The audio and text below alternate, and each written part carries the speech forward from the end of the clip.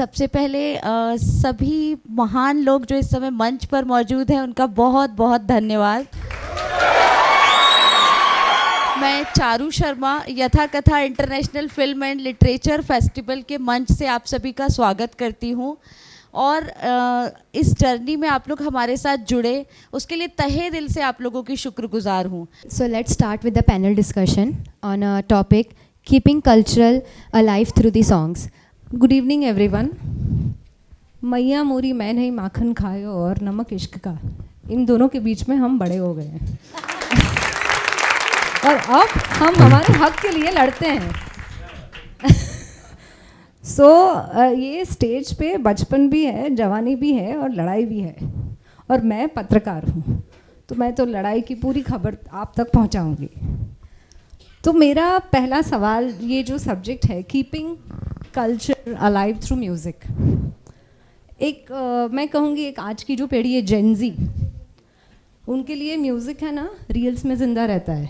खारवो खलासी भी उसमें चलता है और रंगी गुलाबी चदरिया भी चलता है, और फिर वो आर्टिस्ट को ढूंढते हैं, फिर उनके प्लेलिस्ट में वो आर्टिस्ट ऐड होते जाते हैं। तो आपसे शुरू करें, आप तक आएँ तो आपने तो पीढ़ी दर पीढ़ी का संगीत देखा है, सुना है, उसको जिया है। तो जब हम इस सब्जेक्ट की बात करें कि कीपिंग कल्चर अलाइव, संस्कृति को ज़िंदा रखने के लिए संगीत की क्या अहमियत है, बहुत सादा सवाल है। हम शायद इसका जवाब जानते हैं, लेकिन मैं आपसे आपके अनुभव के ज़रिए इसका जवाब जानना चाहूँगी। जब कोई बोलता है संगीत या म्यूज़िक तो लगता है कि हम कुछ बहुत अच्छी चीज़ सुनने वाले हैं, बहुत अच्छी चीज़ की बातें करने वाले हैं, क्योंकि संगीत इटसेल्फ सुनने से ही कान को अच्छा लगता है। म्यूज़िक कोई कह दे तो अच्छा लगता है कि अब कुछ अच्छा ही होगा। तो जो म्यूजिशियंस हैं उनको इस रथ को सही पथ पे चलाना है, दूसरा थोड़ी चलाएगा। म्यूजिशियन ही चलाएंगे, लिरिक राइटर्स चलाएंगे, they are part of music. Whatever they create, the musicians join hands and we create together, जो कुछ भी होता है। तो अगर हम इस म्यूजिक नाम को, इस संगीत नाम को सुंदर बनाना चाहते हैं, सुंदरता से कान में किसी के शहद घोलना चाहते हैं, तो कल्चर्ड म्यूजिक होना चाहिए। अगर वो थोड़ा भी अनकल्चर्ड म्यूजिक हो गया तो बड़ी तकलीफ होगी। आज से 60-70 साल पहले रैप म्यूजिक शुरू हुआ था। अशोक कुमार जी ने बहुत अच्छा गाया था, रेलगाड़ी चलती चलती रेलगाड़ी, यहाँ रुकी वो वहाँ रुकी हो, यहाँ तो चलती वहाँ वो चलती, चाय वाला, सीटी वाला, ये वाला, किताब वाला। आज उसी कल्चर्ड कर्णप्रिय म्यूजिक को अनकल्चर्ड म्यूजिक बना दिया गया। गड़बड़ हो गया ना सब। अब उसी रैप में गालियां आने लगी। जिसको बच्चे सुनते थे रेलगाड़ी, अब उसमें गालियां हैं, तो बच्चे तो आउट हो गए उससे। हमें तो चाहिए ही नहीं कि वो सुने, उनको सुनना पड़ता है, लेकिन हम चाहते हैं वो ना सुने, उनके कान में भी डाला जाता है। तो म्यूजिक का और कल्चर का इतना गहरा संबंध है, क्योंकि जिन लोगों ने लिखा है इस संगीत का मटेरियल जो गाया जाता है, वो बड़े संत कवियों ने लिखा है। जितनी भी बंदिशें हैं क्लासिकल म्यूजिक में, वो राधा कृष्ण में हैं। कभी किसी ने सुना कि किसी राग की कोई बंदिश हो उसमें गालियां हो? उसमें तो यही है, पूछो न कैसे मैंने रैन बिताई, मन तड़पत हर दर्शन को आज, एरी आली पिया बिन मैं कैसे जाऊं घर द्वारे गुइया, ये सब शब्द रहे। तो क्योंकि वो शब्द रहे तो उस संगीत को कहा गया कल्चर्ड म्यूजिक। उससे लोगों की संस्कृति का निर्माण हुआ, लोगों के सुंदर जीवन का निर्माण हुआ, लोगों ने समझा म्यूज़िक क्या है, म्यूज़िक को अपना करियर बनाया जाए, म्यूज़िक में काम किया जाए। लेकिन आज 2 बार सोचना पड़ता है क्या म्यूज़िक में आना चाहिए, क्योंकि इसमें तो बहुत कुछ हो रहा है। क्या हम म्यूज़िक में आएंगे और इन सब चीज़ों से दूर रह के कर पाएंगे? तो ये सेकंड थॉट जो म्यूज़िक में करियर बनाने के लिए आ गया है वो अच्छा नहीं है। आज भी गांव-गांव में अच्छा संगीत सुना जाता है, लोकप्रिय संगीत सुना जाता है, लोकगीत सुने जाते हैं, संतों की वाणी सुनी जाती है। गालिब मीर जो लोग उर्दू जानते हैं वो उनको सुनते हैं। तो ये बहुत ज़रूरी है कि म्यूज़िशियन का ये फ़र्ज़ हो और लिरिक राइटर्स का फ़र्ज़ हो कि वो इस तरह के लिरिक्स को, इस तरह के म्यूज़िक को रोके। हम लोगों को सिर्फ बोलना नहीं है, रोकना भी है। रोकना भी हम लोगों की जिम्मेदारी है, ये दूसरों की नहीं है। हम खुद भी उस संगीत को न टच करें और लोगों को बताएं कि यार इसको मत गाओ। मैं तो पंजाब में जाता हूँ प्रोग्राम करने, वहाँ जो यंग सिंगर्स मिलते हैं उनको मैं कहता हूँ यार ऐसी चीज़ें मत गाओ यार जो अच्छी नहीं लग रही, आपके परिवार के ही लोग सुनेंगे, उनको नहीं अच्छा लगेगा। हरियाणा जाता हूँ, वहाँ भी लोगों को कहता हूँ यार ऐसा करो, अच्छी चीज़ें गाओ, अच्छी चीज़ें। हमारे यहाँ कोई कवियों की, शायरों की कोई कमी है? ऐसे अच्छे गहराई से लिखने वाले लोग हैं हमारे यहाँ। जावेद अख्तर साहब जैसे लोग हैं, गुलजार साहब जैसे लोग हैं। कितने लोगों ने अच्छा अच्छा लिखा है और ऐसा ऐसा काम किया है और नए थॉट। हमारे बीच बैठे हैं मंजीत कोहली जी। मंजीत कोहली जी ने एक ऐसा थॉट मुझे बताया कि मैं तो आश्चर्यचकित रह गया कि भैया ये चीज़ तो सूरदास जी के दिल में भी नहीं आई, उनके दिमाग में नहीं आई, इनके आ गई। हमारे बीच ऐसे ऐसे कवि हैं जो सूर ने नहीं सोचा, हमारे मंजीत कोहली जी ने सोचा।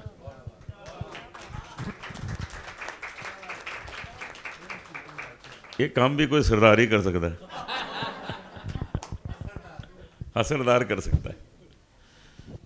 तो मैं इस तरह की जो कविताएं हैं वही गाना चाहता हूँ। मैं मैं चाहता हूँ लोग भी गाएं और जो असर करे, जिससे एक रोमांच पैदा हो।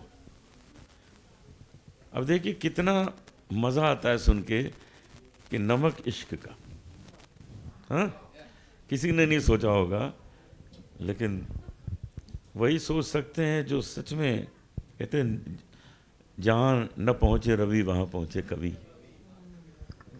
वही ऐसे थॉट ला सकते हैं। हम लोगों के दिमाग में तो नहीं आता भाई, हम तो सारे गामा में ही फंसे हुए, नहीं समझ में आता है। तो मैं हर एक को ये कहना चाहता हूँ कि हमारा फ़र्ज़ केवल गाना नहीं है, हमारा फ़र्ज़ है कल्चर्ड गाना गाना, अच्छी कविता को ढूंढना, उसका अच्छा संगीत बनाना। तभी याद रहेगा बरसों तक बहारों फूल बरसाओ मेरा महबूब आया है, 14वीं का चांद हो गया, तभी याद रहेगा, नहीं तो नहीं याद रहेगा। तो मैं जानता हूँ कि मुझसे ज़्यादा बहुत कुछ कहने के लिए रेखा भारद्वाज जी के पास है, क्योंकि रेखा जी जो हैं खुद तो जो हैं सो हैं, विशाल भारद्वाज जी की पत्नी हैं, इसीलिए विशाल भारद्वाज जी जो हैं वो हैं। तो अच्छा वो जब मुझे मिलते हैं तो मैं उनको कहता हूँ कि विशाल दी जो हैं सो हैं, लेकिन ये रेखा जी के हस्बैंड हैं। Balancing act. मैं अक्सर ऐसा करता हूँ, कॉन्सर्ट में जाता हूँ और वहाँ बोलता हूँ भाई मैं इतनी जगह प्रोग्राम करके आया, लेकिन आज जो ऑडियंस मिली है वो मुझे कहीं नहीं मिली। और लोग खूब ताली बजाते हैं और फिर मैं उनसे कहता हूँ कि कल भी मैंने यही कहा था। माखन की मटकियां भेजी जा रही हैं ऑडियंस को। तो मैं चाहूँगा कि रेखा जी के पास तो ऐसे ऐसे थॉट्स हैं, क्योंकि इनके घर में तो एक डायरेक्टर हैं, एक म्यूज़िक डायरेक्टर हैं, क्या क्या वहाँ कॉन्सेप्ट बनते होंगे, क्या क्या क्रिएटिविटी होती होगी। मैं तो भजन कीर्तन कर लेता हूँ, मुझे क्या आता है। तो रेखा जी कुछ आपकी तरफ से। Thank you so much, so nice of you. और ये अनूप जी का बड़प्पन है। विशाल डायरेक्टर हैं तो जो भी कॉन्सेप्ट होता है, जो कुछ होता है वो उनके दिमाग में होता है और या फिर ऑफिस में होता है। घर में कभी कभी डिस्कशन होता है, लेकिन हाँ सोहबत का असर तो होता है एग्जैक्टली। तो उसमें मुझे जो लगता है कि जब कल्चर की बात है, संगीत और कल्चर, तो एस्थेटिक्स इज़ मोस्ट इम्पॉर्टेंट।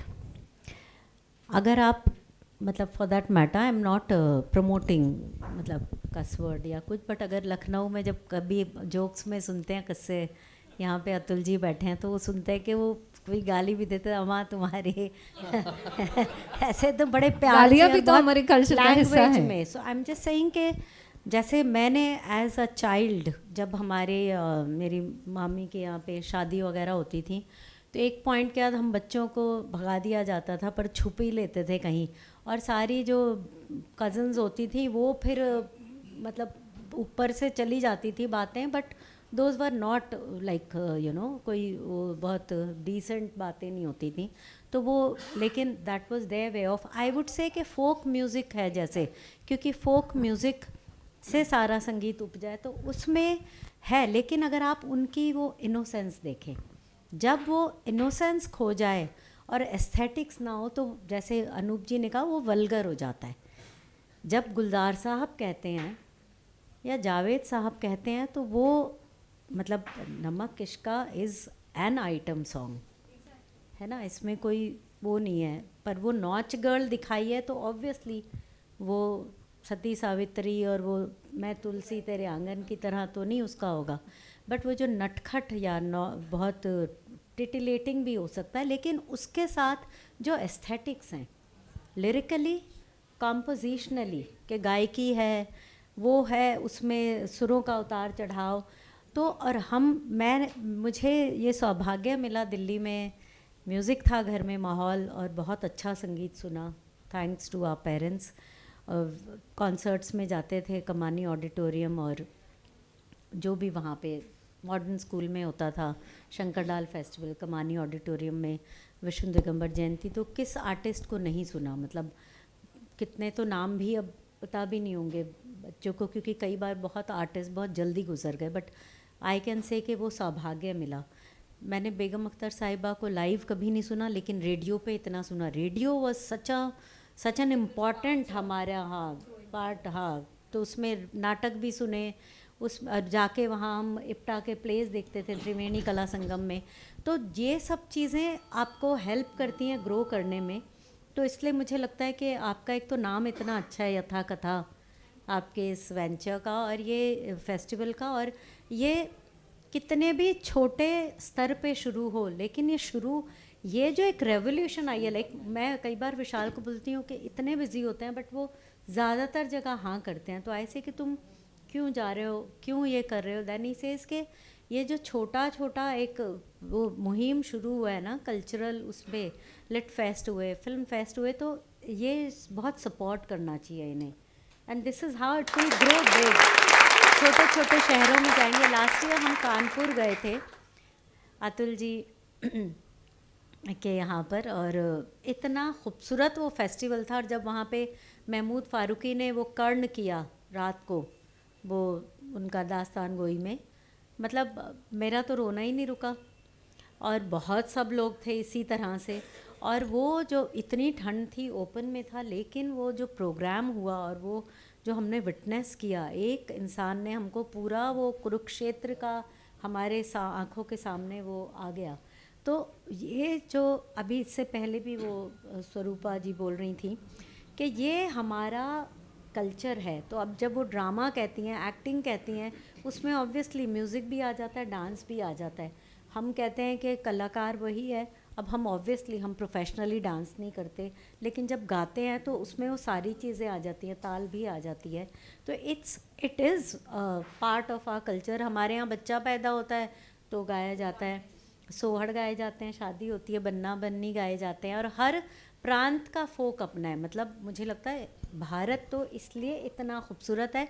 आप देखिए क्विज़िन सब जगह के है। अभी तो हम जो यूट्यूब पे देखते हैं और इवन वीगन वगैरह में Dev started taking our dishes, idli को उन्होंने करना शुरू कर दिया। कुछ तो हमारा हर लेवल पे, सिर्फ वो ही नहीं लेकिन संगीत, डांस, जहाँ भी ये फाइन आर्ट्स आएगा, इवन पेंटिंग, उसमें आप अपना ही जो जिस चीज़ को हम देखते हुए पले बढ़े हैं वही हमारे काम में आएगा। तो if I will sing, obviously गज़लें और क्लासिकल सुनते हुए बड़े हुए हैं, सीखे हैं, तो कहीं वो दिल्ली से भी हैं तो हमारी वो पोइट्री का ज़रा ज़्यादा अच्छी समझ होगी, डिक्शन ज़्यादा अच्छा है। और मुझे लगता है कि जब हम गाते हैं तो हमारी सबसे बड़ी जो जिम्मेदारी है वो ये है कि जो हम बोल रहे हैं, जैसे वो कह रही थी ना कि आपको पहचान क्यों चाहिए, मुझे लगता है कि जब आप गा रहे हैं तो आपको पता होना चाहिए आप क्या गा रहे हैं, उसके मायने क्या हैं। मतलब सुर भी बाद में आएगा, पर जो लिरिक्स हैं जब तक वो समझ नहीं आएंगे तो आप उसको इमोट कैसे करेंगे। और ख़ुद को सुनना, मतलब मेरे लिए आज तक भी जो सबसे बड़ा रियाज है वो ये है कि ख़ुद को सुनना, कोई दूसरा बताए वो कभी ऐसा हो जाए, वरना ख़ुद को पता लग जाए। और इसलिए जब स्टेज पे शो करके भी आते हैं तो वहाँ ऑडियंस को नहीं पता लगता, बाहर का अलग प्रोजेक्शन जा रहा है, पर जो बहुत छोटी छोटी कई बार चीज़ें मिस हो जाती हैं, कोई सुर कहीं लगता है कि हल्का कम रह गया, वो अपने को तो सालता है, मुझे तो बहुत तकलीफ़ देता है। मुझे लगता है कि आपकी अपने से जवाबदेही है, एटलीस्ट इन माय केस मुझे ऐसा लगता है। और फिर उसके बाद है कि जिनको हम सुन के बड़े हुए हैं उनका क्या रिएक्शन आएगा। If I am singing something थोड़ा 19 और अगर लिरिकली कुछ गलत है तो विशाल और फिर गुलजार साहब, उनसे तो पढ़ेंगे बहुत तेज़ तेज़, बिकॉज़ विशाल की इतनी अच्छी पोइट्री है, वो ख़ुद पोइट हैं, पोइट्री की समझ बहुत ज़्यादा अच्छी है। मतलब मैं तो कहीं आसपास भी नहीं हूँ, और इसलिए उनकी और गुलजार साहब की एसोसिएशन, दोस्ती सब इतनी ज़्यादा अच्छी है। और एक बात जो मुझे लगती है कि हमारा जो परिवेश है और जिस तरह हम globally we are changing as society, as human beings, as individuals, and all that reflects, वो सब हमारे काम में आता है। जैसे फिल्म मेकर्स के लिए विशाल कहते हैं कि जब आप फिल्म बनाते हैं तो उसमें जो डायरेक्टर है वो पूरा एक्सपोज हो जाता है कि वो क्या सोच रखता है। मुझे लगता है ऐसे ही हम क्या गाते हैं उसमें हम भी एक्सपोज होते हैं कि हमारा उसके अलावा एक आयाम फिर भी है। एक हम स्टेज पे हैं, एक हम जब रियाज़ करते हैं, एक हम अपने बंद कमरे में जब हैं, और एक हम बिल्कुल जहाँ निर्वस्त्र अपने लिए, निर्वस्त्र I am talking not in terms of taking bath और anything, but when you reflect on your self in उसमें। और मेरे लिए मतलब मेरी जर्नी में ऐसा है कि मेरी जर्नी में संगीत ने मेरी इनर जर्नी शुरू की इश्का इश्का से, और उससे मैं भटकते भटकते सूफिज़म समझ आया। फिर समझ आया कि जो कलकत्ता में जो श्यामा संगीत है, रविंद्र संगीत में इतने गाने हैं, सेम वे हमारा जो ब्रज का है, रसखान वगैरह जो आप कह रहे हैं, जो रैप की बात है, obviously all that is rap, it's just that we didn't know how to glamorise it. हमारे देश में हमको प्रेजेंटेशन अब के बच्चों को आ रही है वो बात, कबीर कैफ़े और ऐसे सब, now they are able to do it. हमको प्रेजेंट करना नहीं आता, क्योंकि वो पैकेजिंग जो है, एक कैसे उसको अट्रैक्टिव बना के आपको दिखाना है या ज़्यादातर लोगों तक पहुंचना है। योगा स्टूडियोज़ बनते जा रहे हैं अब, and what I feel happy about कि उस वजह से चेयर योगा, +50 के लिए योगा, नी का योगा और बेड का yoga, but at least everyone is doing it. I feel so nice कि वो लूलू लेमन के yoga mats, yoga tights and yoga leotards and all this, but because they know how to glamorize it, but because of that lot of youngsters are doing it. तो मुझे सिर्फ ये जो अनूप जी कह रहे हैं, हमें this is what we need to, we just need to have lot of talks. We have to let them also talk because they also have a take. Gulzar साहब बड़ी खूबसूरत बात कहते हैं कि जो यंगस्टर्स हैं ना, उनके साथ हमको भी अपडेट और अपग्रेड करना ज़रूरी है, वरना वो जो जनरेशन गैप की बात करके हम इधर और उधर हो जाते हैं, वो बिल्कुल नहीं है. मैंने अनूप जी को देखा, मुझे लगता है मैंने अनूप जी जितना पॉजिटिव आर्टिस्ट नहीं देखा है. मैंने उन्हें किसी भी सिचुएशन में परेशान नहीं देखा है. मैंने उनको हमेशा हंसते हुए, मुस्कुराते हुए और हमेशा अच्छा गाइड करते हुए देखा है. I think I have not been able to tell him also, but we keep talking about it. हम ख़जाना में मिलते हैं, हमारे लिए फैमिली जैसे, but I have only seen this in Anup ji. And Pankaj ji को मैं देखती हूँ, उनकी अपनी डिग्निटी और वो हाउ मतलब कंपोज ही इज़ ऑलवेज. तो ये हमारे लिए तो, मेरे लिए तो बहुत इंस्पायरिंग बात है, क्योंकि ये मेरी जर्नी अभी चल रही है, लेकिन मुझे लगता है हम कितनी जल्दी अपना काम भी खो देते हैं. कई बार लगता है अरे ये नहीं हुआ, और एकदम से कॉन्फिडेंस भी चला जाता है. But it's just a learning के जो आप पूरे टाइम करते रहते हैं वो कभी ख़त्म नहीं होता. तो और हार्ड वर्क, परसीवियरेंस, और गुलजार साहब ने सिखाया सक्सेस ऑन योर टर्म्स. तो व्हेन ही सेज यूथ, आज का यूथ जो है ना, उसमें प्रिटेंस नहीं है. तो कई बार हमको बहुत अजीब लगता है, हमारा बेटा जवाब दे देता है जब उल्टा, तो बड़ा सच बोल देता है. 1 सेकंड को आप हिल जाते हो, लेकिन 5-10 मिनट बाद लगता है कि सच तो है भाई, सही है, उसको जैसा लग रहा है वही तो करेगा, जिस उसमें माहौल में वो पला बढ़ा है. अगर वो इंटरनेशनल स्कूल में गया, उसका अपना एक वो है जहाँ उसने कुछ चीज़ें सीखी हैं, लेकिन हम वी हैव आवर ड्यूटी, हम उसको बताना ज़रूरी है कि this is how we feel, this is how you feel, it's okay, but there can be a middle path also sometimes. वो ज़रूरी है, हमेशा भी नहीं ज़रूरत, लेकिन तो when we understand them, they listen to us, वो हमें सुनते हैं. और एक कुछ बातें उन तक पहुंचती हैं, कुछ बातें शायद समझ भी नहीं आती उन्हें, क्योंकि उन्हें स्ट्रगल भी नहीं पता. हमने ही तो उन्हें प्लेटर में बहुत सारी चीज़ें दी हैं. तो जो हमें नहीं मिला, हमें लगा बच्चा आया तो चलो उसको ये भी मिल जाए, वो भी मिल जाए, लेकिन उसमें कई बार बहुत सारी चीज़ें रह जाती हैं, और फिर वो अपनी उम्र के साथ सीखते हैं. वहाँ ये होता है कि आप फिर अपनी जर्नी अपने वक्त से करते हैं. Like I am doing that. मेरे में टैलेंट था तो मैं रियाज़ इतना नहीं करती थी, अच्छे से अच्छी जगह सीखा. फिर जब गुरुजी से सीखना शुरू किया, वो कहते थे रियाज़ करो तो चीज़ें ऐसे ही आ जाती हैं. तो उसके बाद करती थी, लेकिन उतना नहीं करती थी. एक बार गुरुजी चले गए, फिर जब लगा वक्त की कमी, मतलब पहले लगता था वक्त नहीं है, क्योंकि दोस्तों में मिलना था, घूमना था, चाट भी खानी थी, सभी कुछ करना था. जब तक वो प्रायोरिटी नहीं बनी, जब तक वो फायर, पैशन, आग नहीं लगी ना कि काम है नहीं है. इनफैक्ट जो वेंजेंस है, जो परेशानी है, आज तक भी ये होता है कि वो पलटे में सब निकाल देना है. नहीं होता तो मतलब तब तकलीफ़ होती है. सो मुझे लगता है कि this is my way of keeping culture alive through my music, क्योंकि म्यूज़िक हील भी करता है. अब मैं जब भी कोई गाना गाती हूँ तो उसकी जो तैयारी करती हूँ और गाती हूँ जब, तो वो अभिव्यक्ति मेरा बन जाती है वो गाना, और उस अभिव्यक्ति के थ्रू मुझे लगता है कि कहीं मैं देखा तो नहीं हमने ऊपर वाले को ना कुछ, पर वो जो एक डिवाइन से कनेक्ट करने की जो सोर्स जहाँ से आया है, उसकी तरफ एक छोटा सा कदम बढ़ता है. और वो होता है उस वजह से that helps me become a better human being also, कि you become more compassionate, you empathise more and you understand little more. और ये सब में जब समझ बढ़ेगी तो वो आपके काम में भी आएगी. काम अच्छा होगा तो आप अपनी ज़िंदगी में you will have that aura and you will definitely affect others. And अगर आप एक भी इंसान को मुझे लगता है जगा सकें तो मेरा तो जीवन धन्य हो जाएगा. सो हमने दो पॉइंट ऑफ व्यू सुने. ये अगन थी और ये लगन थी. तो मैं आपसे पूछूंगी कि संगीत को ज़िंदा रखने का काम, संगीत को आगे बढ़ाने का काम, नई पीढ़ी तक पहुंचाने का काम तो रेखा जी और अनूप जी जैसे कलाकार कर ही रहे हैं, लेकिन जब हक की बात आए, संगीतकारों के हक की बात आए, गायकों के हक की बात आए, तो वो हक के लिए आपने बहुत काम किया है, आपकी वजह से बहुत सारे पॉजिटिव चेंजेस आए हैं।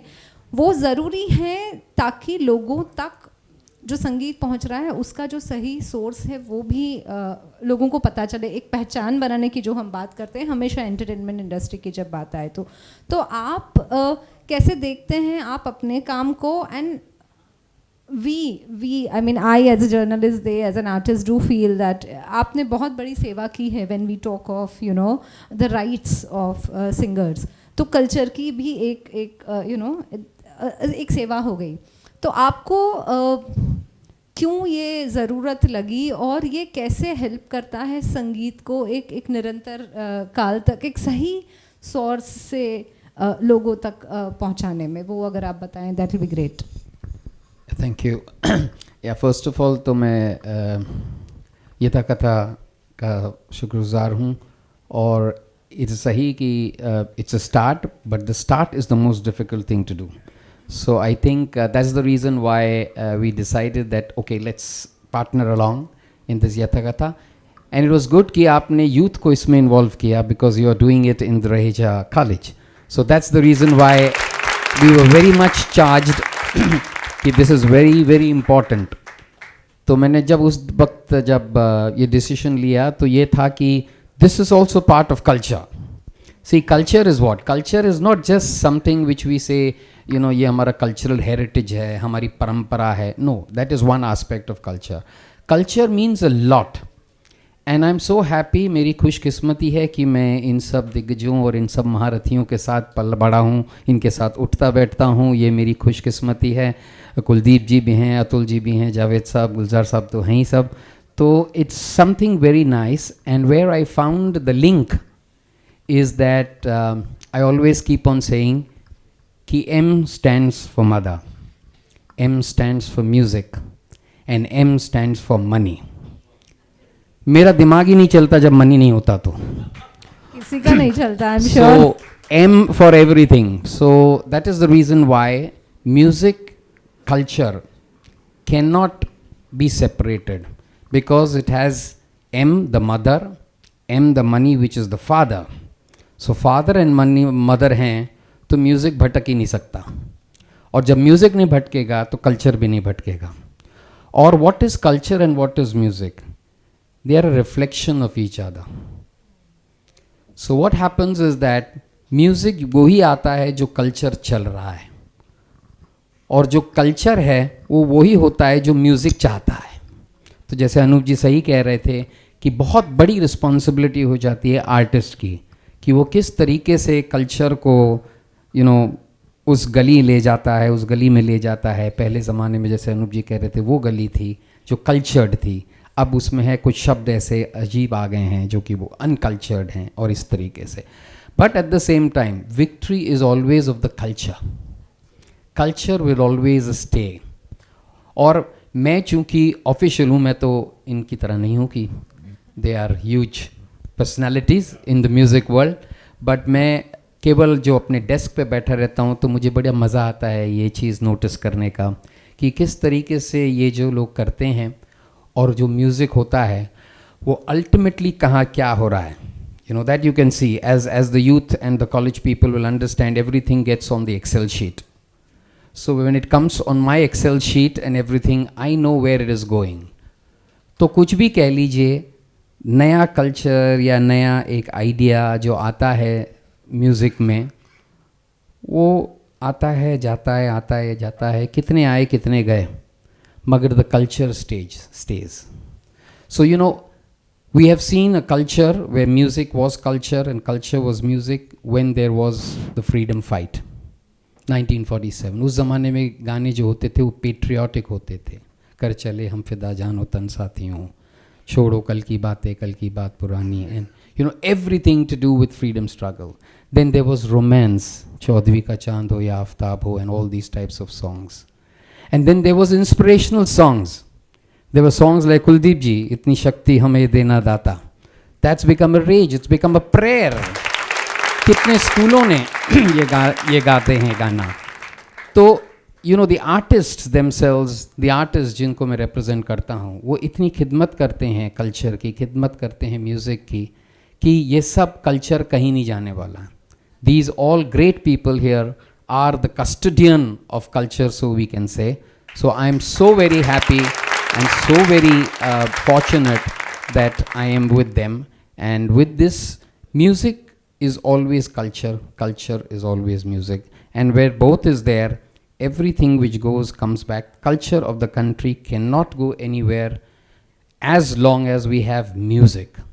Music can go up and down. There are rags also which goes ups and down. So that's what how music plays a very important part in shaping the culture of the country. And therefore I always keep on saying music is the soft power of the country, and everyone needs to take care of this soft power. So अब मैं आपसे पूछना चाहूँगी, एक जिम्मेदारी हो जाती है जब हम पब्लिक स्फेयर में होते हैं, लोग हमको they look up to us, हमसे बहुत सारी अपेक्षाएं होती हैं, और जब कल्चर को संभालने की बात आए, और क्या होता है ना, सरकारें बदलती हैं, आइडियोलॉजीज चेंज होती हैं, समाज रहता है, हम वोट दें ना दें, इसको दें उसको दें, वो सब साइडलाइन है. कल्चर ज़िंदा रहता है. कल्चर ज़िंदा रखना हम सबकी एज सिटीजन्स जिम्मेदारी है. लेकिन जब आपकी बात करें, आप कल्चरल कस्टोडियंस हैं, तो आप अपने रियाज में होते हैं, परफॉर्मेंसेस में होते हैं, रिकॉर्डिंग्स में होते हैं, लेकिन एक बैक ऑफ द माइंड एक जिम्मेदारी जो है कल्चर को ज़िंदा रखने की, जब उसकी बात आए, तो एज एन आर्टिस्ट आपको क्या लगता है कि कौन सी चीज़ें हैं जिन पे काम करना, जिनको लेकर सतर्क रहना आप हमेशा चाहेंगे कि ये चीज़ें हमसे मिस ना हो जाएं? हमें सबसे ज़्यादा ध्यान देना चाहिए जो मटेरियल हम गा रहे हैं, चाहे वो गज़ल है, चाहे वो भजन है, चाहे गीत है, लोकगीत है. तो लिरिक्स जो हैं वही याद रहते हैं. हम लोग कोई भी गाना याद करते हैं तो पहले उसके लिरिक्स की बात करते हैं, क्योंकि वही है जो गाने को अमर बनाता है. अब जैसे गाना है दरा दा दर द द, इसमें से बाहरों फूल बरसाओ हटा दीजिए, तो कैसे अमर होगा? दर्द दर्द दर्द दर्द, अब इसमें से इतनी शक्ति हमें देना दाता हाथ निकाल दो, तो कैसे याद रहेगा? तो जो चीज़ अमर बनाती है वो कविता है, लिरिक. इसीलिए हमेशा कहा गया है कि शब्द प्रथम नाद द्वितीय. शब्द यानी कविता, शब्द प्रथम नाद द्वितीय, म्यूजिक उसके बाद है. इसलिए हमें हमेशा ध्यान देना है कि अगर हम अपने संगीत को हमेशा चाहते हैं कि रहे, तो फिर अच्छे शब्दों को गाना पड़ेगा. अब जैसे गाना लोग गुनगुनाते हैं, ऐसी लागी लगन मीरा हो गई मगन, वो इसलिए गुनगुनाते हैं कि इसकी कवित्री इंदिरा देवी जी जो पूना में रहती थी, अब वो नहीं है, तो उन्होंने लिखा इतना अच्छा है. एक बार मैं जावेद साहब के घर में यही गाना उन्होंने कहा ज़रा मुझे सुनाइए, तो हम गा रहे थे. शबाना जी भी बैठी थी, मेरी वाइफ मेधा भी वहाँ थी, हम लोग सब गा रहे थे. तो उन्होंने पूरा गाना सुन के ये कहा कि अनूप जी, इस गाने को कोई भी गाता तो ये गाना हिट हो जाता, क्योंकि इसके लिरिक्स इतने कमाल हैं. ऐसी लागी लगन मीरा हो गई मगन, वो तो गली गली हरी गुन गाने लगी, महलों में पली बन के जोगन चली, मीरा रानी दीवानी कहाने लगी. कोई रोके नहीं, कोई टोके नहीं। देखिए किस तरह से छंद हैं। तो उन्होंने मुझे कहा कि अनूप जी, ये इस कविता को कोई भी गाता वो हिट तो होना ही था, आपके हिस्से में आ गई, तो आप भी इसके साथ हिट हो गए।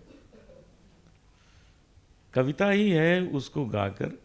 देखिए क्लासिकल म्यूजिशियन की बात अलग होती है।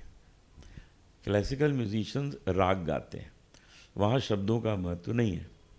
तेरे मन जा, अब मैंने क्या गाया आपको क्या पता। तेरे मन जो वो, तेरे मन क्या, शब्द है ही नहीं, खोए खोए हुए हैं। लेकिन है, शब्द डेफिनेटली हैं, लेकिन वो इस तरह गाया जाता है कि शब्दों को महत्व नहीं दिया जाता। तो वहाँ वो हो सकता है, लेकिन हम जब गज़ल, भजन, गीत, ये सब चीज़ें गाते हैं तो शब्द ही सामने होते हैं। तो हमें हमेशा ये ध्यान देना है कि अगर एक रिचनेस, कल्चर की रिचनेस हम सामने रखें हमेशा, तो वो तभी संभव है जब हम कविता को ध्यान से गाएं, बहुत अच्छे ढंग से गाएं और उसको सामने रखें, तभी हम इसे अमर कर सकेंगे।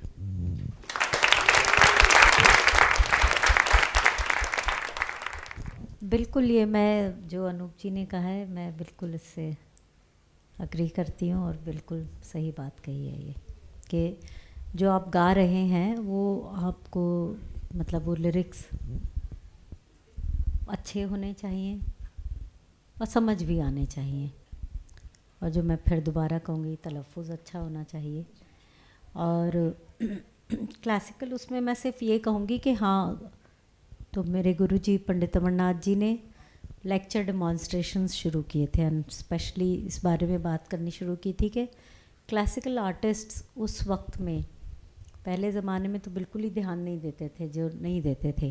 लाइक अनूप जी ने कहा कि जो गाया वर्ड्स ही नहीं समझ आते, लेकिन चाहे वो 2 लाइन की स्थाई होती है वो बहुत इम्पॉर्टेंट होती है, और उसमें कई बार होता है अंतरा आता भी नहीं है स्थाई में, क्योंकि एक लफ्ज़ भी आप ले लें उससे आपको एक भाव मिल जाता है, and that's how you can, वो एक डिसिप्लिन में घूमना इतना है तो एक आध लफ्ज़ ले लिया और उसमें आप पूरा घूमते हैं। तो ही यूज्ड टू से, गुरुजी के, lyrics are important but people don't pay attention to it and they should. तो देन धीरे धीरे चीज़ हुई है और कविता पे ध्यान देते हैं, क्योंकि है 2 लाइन का स्थाई, 2 लाइन अंतरा। कई बार अंतरा गाते भी नहीं, अभी भी नहीं गाते हैं, बहुत बार स्थाई नहीं मिलते। इनफैक्ट गुरुजी बताते थे कि उस्ताद आमिर खान साहब के कितने सारे अंतरे गुरुजी ने किए। जैसे मैं बताती हूँ कि वो किस बंदिश में है कि वो पतित पावन है पर उसे पति तपावन गाते हैं, तो पूरा वो मायने बदल जाता है। इन जनरल किसी भी गाने में, अभी हम फिल्म के भी गाने जब गाते हैं, मैं अभी कुछ दिन पहले भी ये बात कर रही थी कि हिंदी है तो ठीक है, पर आजकल जैसे इंडिपेंडेंट म्यूज़िक में किसी ने पॉइंट आउट किया, स्वानंद ने कहा कि वो गूगल पे से लेके उर्दू के लफ्ज़ लिख देते हैं, बट देन उसमें आप अगर नुक्ते नहीं लगाते आपको पता नहीं चलता। तो आई वाज टेलिंग कि खुदा और खुदा पूरा मायने बदल जाते हैं। अब खुदाई और खुदाई, अब वो इतनी आदत हो जाती है धीरे धीरे कि अगर आप खुदा बाकी ऐसे बोलते हैं तो उन्हें लगता है कोई पत्थर मार रहा है। तो कई बार, एक आध बार ऐसा हुआ है कि किसी ने कहा कि आप ये इसको बिना उसके कर लीजिए ना, कि क्यों कर लो, क्योंकि थोड़ा सा ना हैवी लग रहा है। आई सेड बिल्कुल, क्योंकि मैं सही बोल रही हूँ but I can't do it, आप किसी और से गवा लीजिए। कोई जिंगल था तो मैं कहा मुझे जाके गुलजार साहब और विशाल से मार पड़ेगी, और मुझे जब पता है सही भाषा मैं उसको कैसे गलत करूं। तो जैसे गुलजार साहब बहुत बार बोलते हैं कि मतलब भाषा के लिए कि आप वो हर बार एक लफ्ज़ ज़रूर नया इस्तेमाल करते हैं कि लोग डिक्शनरी में जाके ढूंढें। This is how you will learn. इसी तरह आपकी वोकैबुलरी बढ़ेगी।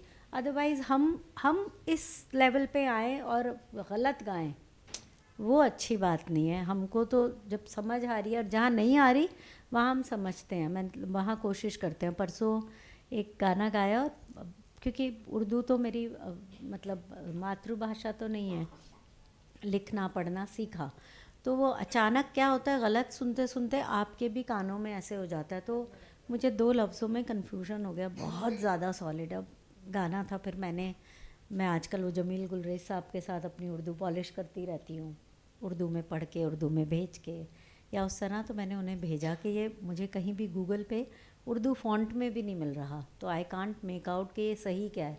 एंड ही सेंट, और मुझे ये बात फिर अपने को मैंने शाबाशी दी कि इस वक्त भी, क्योंकि ये मेरी जिम्मेदारी है ना, कि जो मैं गा रही हूँ उसे अगर 50 लोग सुनेंगे, 100 लोग सुनेंगे, 1000 लोग सुनेंगे, उन तक तो सही भाषा जाए। तो वो I mean definitely that's important and that gives you an expression. तो ये जो अनूप जी ने कहा, मैंने वही बात और ज़्यादा मतलब उसमें 1-2 ऐड कर दी, लेकिन वही बात को मैं भी एम्फसाइज कर रही हूँ कि इट्स रियली इम्पॉर्टेंट। मेरे फादर ने क्योंकि उर्दू मीडियम से पढ़ाई की थी, तो और मम्मी को हिंदी का बहुत शौक़ था, तो हमारे अगर गलती से बचपन में फल और फूल निकल गया तो 25 बार बोलना पड़ता था, जब तक फल और फूल ना बोलो। तो वो मतलब स्लैंग की तरह कभी फिर निकल जाए, लेकिन गाने में नहीं हो सकता ये।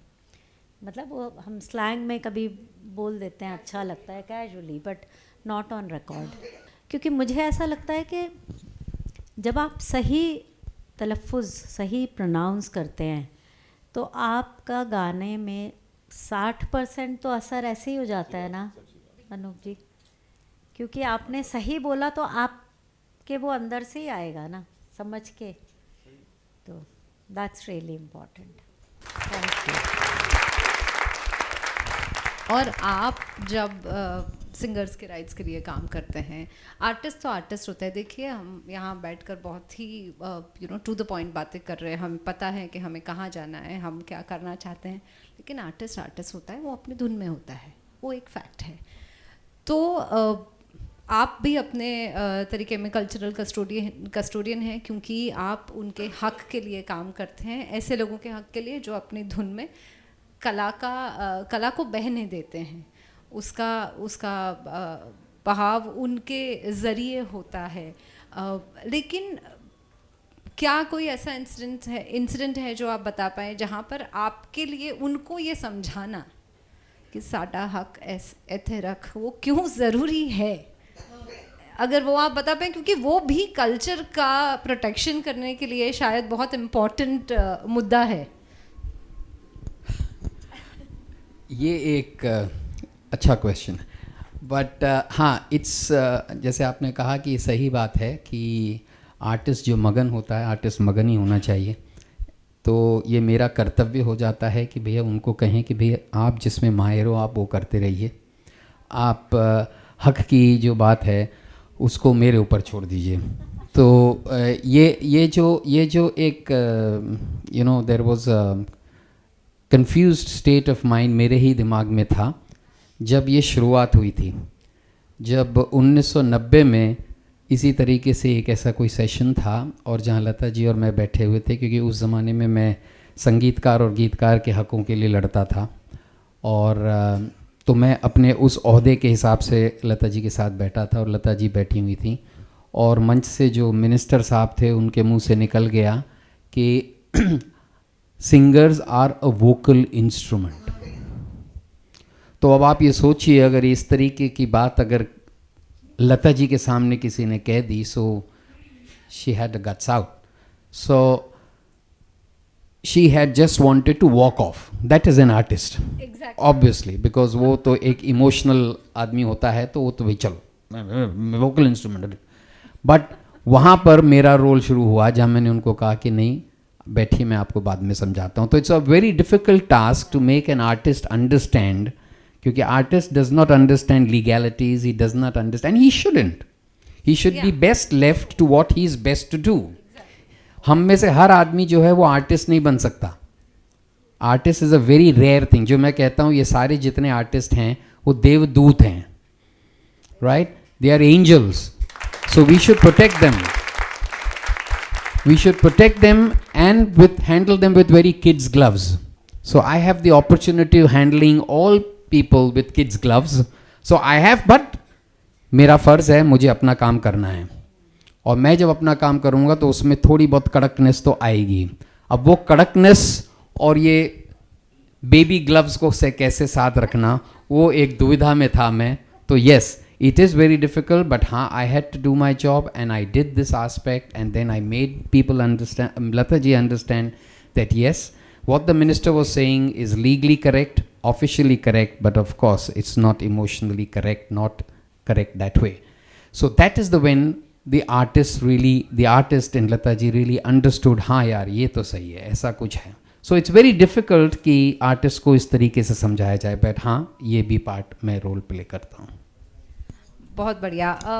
अब हम यथा कथा फेस्टिवल में हैं. यंगस्टर्स के लिए ये फेस्टिवल है.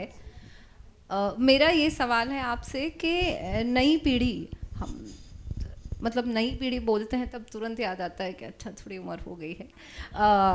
Gen Z, I stick to being a millennial. Gen Z को अगर हमें बताना है कि उनकी क्या ड्यूटी होनी चाहिए, उनका क्या कर्तव्य होना चाहिए, so that they take care of music, they treat music, they respect artist. तो मैं आप लोगों से सुनना चाहूँगी कि आप पब्लिक स्फीयर में हैं, आपसे लोगों की बहुत अपेक्षाएं हैं, लेकिन एक आर्टिस्ट की भी तो अपेक्षा होती है, उनकी भी एक्सपेक्टेशंस होती हैं कि एक अप्रोच, एक दृष्टिकोण ऐसा होना चाहिए ताकि जो पीढ़ी सुन रही है, रील्स में सुन रही है या म्यूज़िक जो प्लेलिस्ट पे सुन रही है, जो भी है, तो how should they perceive, understand and develop a perspective towards artists who are cultural custodians. ये जो कर रहे हैं वो कल आपको करना पड़ेगा. आप शायद सिंगर ना बने, आप शायद लिरिसिस्ट ना बने, लेकिन संगीत की तौहीन ना हो, कलाकार की तौहीन ना हो. वो चीज़ें नई पीढ़ी को आप अपनी तरफ से कैसे समझाना चाहेंगे?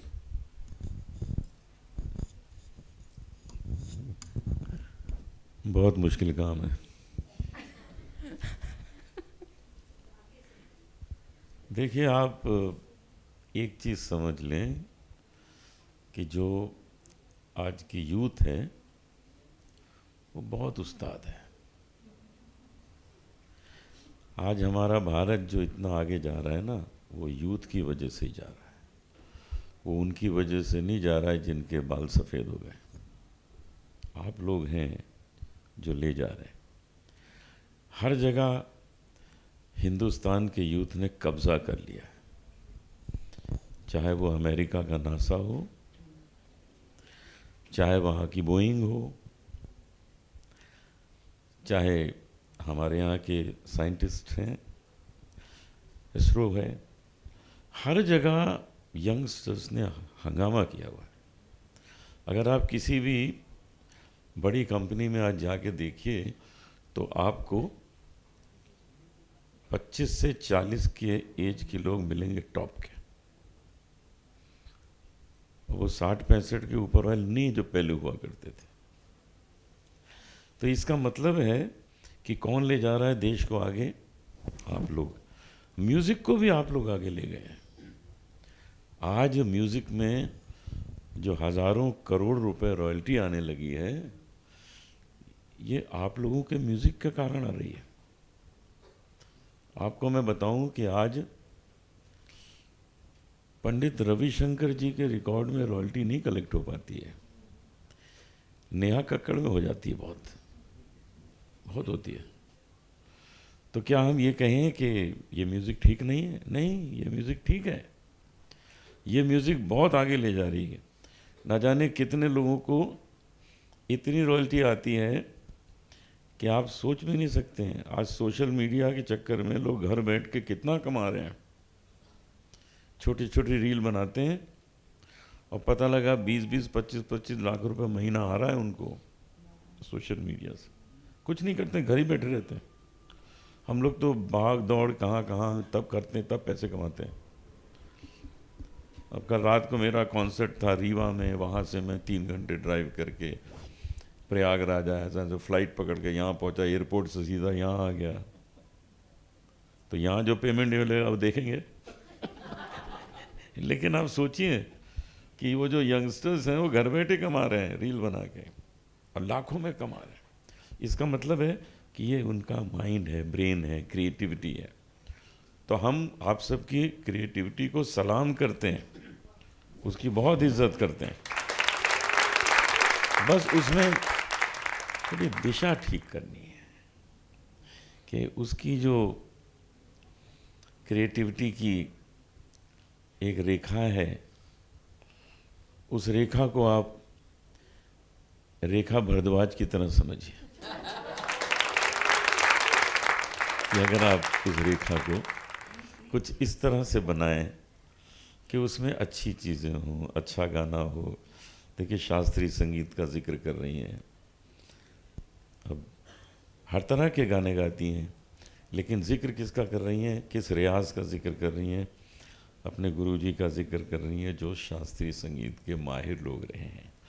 तो आप लोगों को, जो यंगस्टर्स हैं, उनको मुझे यही कहना है कि आप लोग जो कर रहे हैं वो बहुत अच्छा कर रहे हैं, बस उसको थोड़ा प्योरिटी के साथ साथ करिए। प्योरिटी के साथ जो भी चीज़ है उसको पेश करिए। और इम्प्योर चीज़ें तो बहुत आजकल हम लोग देख ही रहे हैं, सोशल मीडिया में बहुत हैं। 100% प्योरिटी हर जगह हो भी नहीं सकती है। तो अपना खुद का सेंसर बोर्ड बना लीजिए। कोई सेंसर बोर्ड आजकल काम नहीं कर सकता। जो OTT पे फिल्म्स आ रही हैं उसके लिए कोई सेंसर नहीं है, आप कुछ भी बना के डाल दीजिए, दिस ऑल इज़ अलाउड। लेकिन अपना सेंसर बोर्ड बनाइए कि ना तो हम ऐसी चीज़ें बना के डालेंगे और ना ऐसी चीज़ें हम बना के देखेंगे। ऐसी चीज़ें बनाइए जो फैमिली देख सके और उसमें ही खुश हो जाए, सब लोग खुश हो जाए। तो इन चीज़ों पर ध्यान अगर आज का यूथ देगा तो मुझे विश्वास है कि फाइनेंशियल गेन के साथ साथ एक रेपुटेशन भी अच्छी बनेगी, क्योंकि ये दोनों चीज़ें चाहिए। अगर पता लगा कि भज्जी से पैसे कमा रहे हैं और इस तरह की फिल्में बना रहे हैं जो ऑब्जेक्शनेबल हैं, जो ना बने तो अच्छा है, तो क्यों ना हम ये दोनों काम समझ के करें कि क्रिएटिविटी भी अच्छी हो, उसमें फाइनेंशियल गेन भी हो और आप लोग सक्सेस भी पाएँ। इस चीज़ को ध्यान में रख के अपने सेंसर बोर्ड को थोड़ा और स्ट्रॉन्ग करिए, सब ठीक रहेगा। थैंक यू, एकदम सही बात है ये।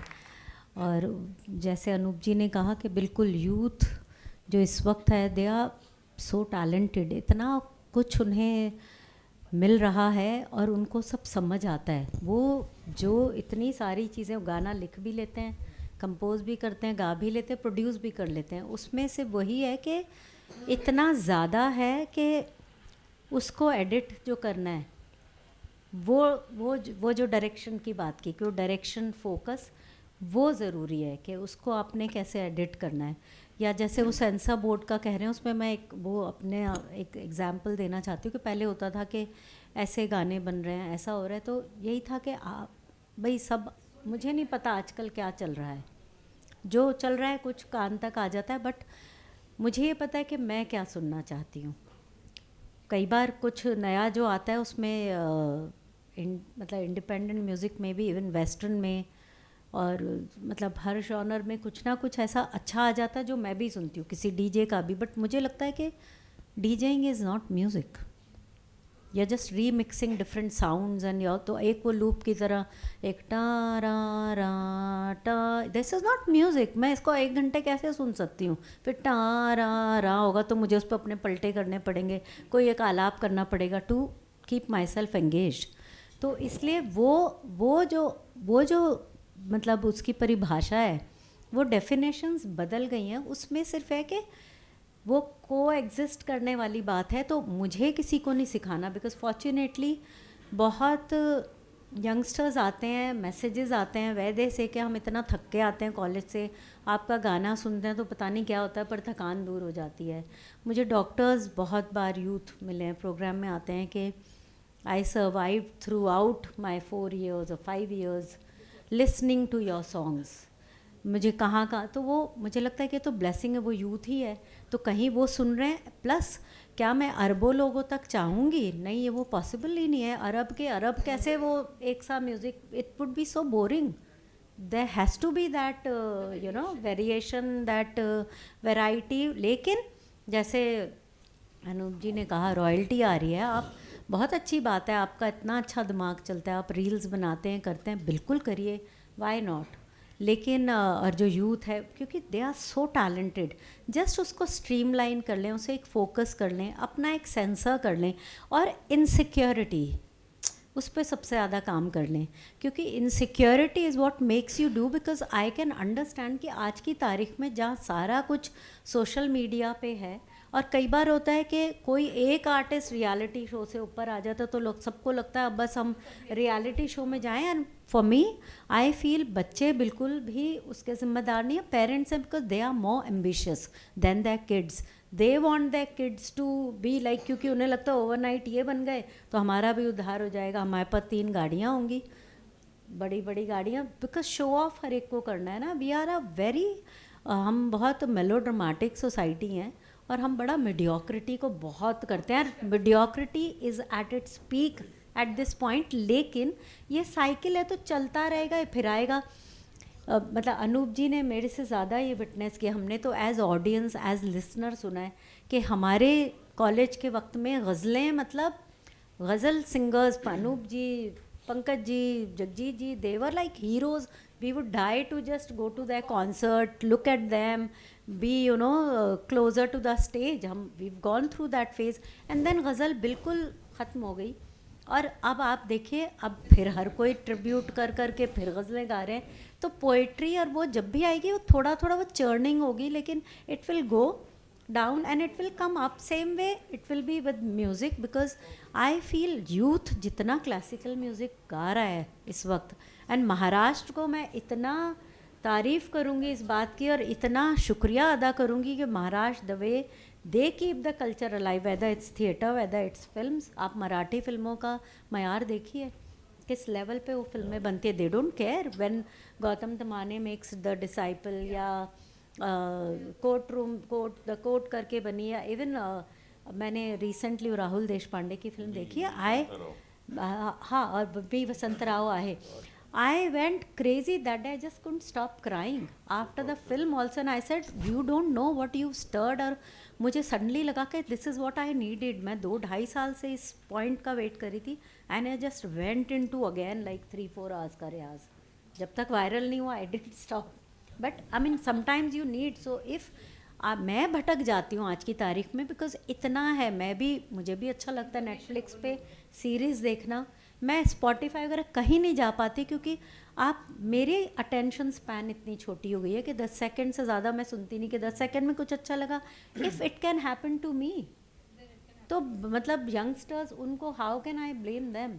There is so much there, उसमें से चूज़ करना इज़ नॉट आसान। हम बुटीक जाते हैं, हमारी हालत ख़राब हो जाती है, कपड़े तय करके एक टाइम में होता है कि अब ट्रायल करना ही नहीं है, बस हो गया, मुझे नहीं चाहिए, so I go only to Fab India और just one place, that's all, because I know मुझे क्या लेना है, मुझे काले रंग का कुर्ता लेना है, मुझे लाल रंग का कुर्ता लेना है, मुझे ये साड़ी, दैट्स ऑल। नहीं तो इट्स सो मच कि आप उसमें ही खो जाओगे, आपका तो 8 घंटे निकल जाएंगे उसी में। तो there is no time to grow and remain rooted. आजकल तो यूथ कितना अच्छी चीज़ें भी कर रहे हैं, social media is also a boon. एक लड़का है जो लंदन में रहता है, मैंने बाय चांस ही उसकी रील देखी, एंड ही मेक्स दीज छोटे छोटे वीडियोज़, वो डालता है अपनी दादी के संग, क्या दादी को ले गया, आइसक्रीम खाई, और दादी बोल रही हैं, और वो क्योंकि किसी वक्त इंडिया में थी और फिर पार्टीशन हुआ, बच्चे चले गए तो पाकिस्तान, अब वो लंदन में है। इतने खूबसूरत वो, मतलब दिल खुश हो जाता है वो देखते हैं, because so much is there, पर उसमें भी फिर आपको छानने में प्रॉब्लम होती है। तो मतलब मुझे ऐसे लगता है, मैं जाती हूँ भबके, मैं यही लफ्ज़ यूज़ करती हूँ कि मैं भबके की तरह वापस आ जाती हूँ इंस्टाग्राम पे से। फेसबुक, ट्विटर तो जाना ही नहीं होता, कभी महीने में एक बार 5 मिनट आ गए, because there is so much. उसमें से क्या छानना है, भटकते भटकाते आप भी आ जाएगा, पर बहुत देर ना हो जाए, बिकॉज आपका टाइम खोने के लिए बहुत ही ज़्यादा, मतलब it's very easy to get lost. So जो आपके आसपास कोई थोड़ी भी बात करे, कुछ हो, आप उनसे समझ, कोई आपको हल्का भी समझाए तो do think about their perspective also.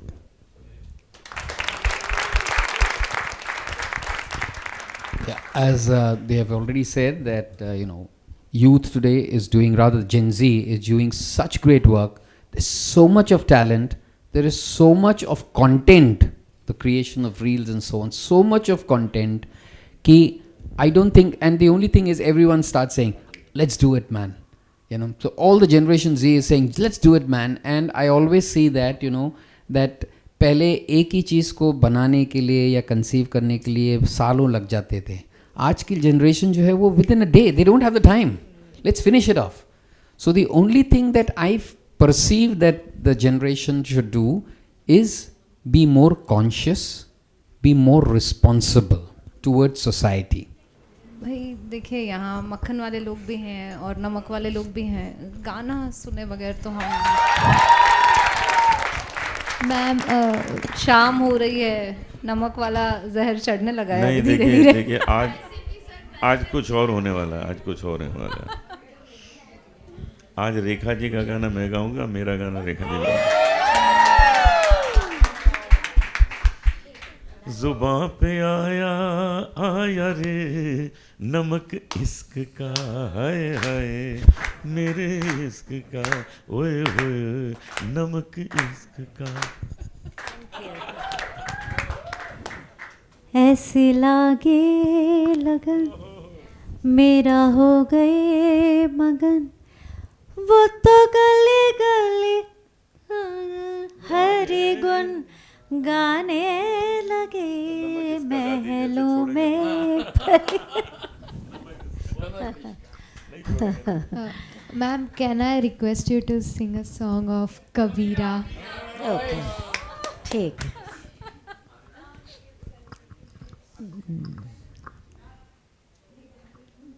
एकदम दिमाग से गया. कैसे शुरू होता है? हाँ, थैंक यू. कैसे तेरी खुद गर्जी, ना धूप चुने ना छाँव, कैसे तेरी खुद गर्जी,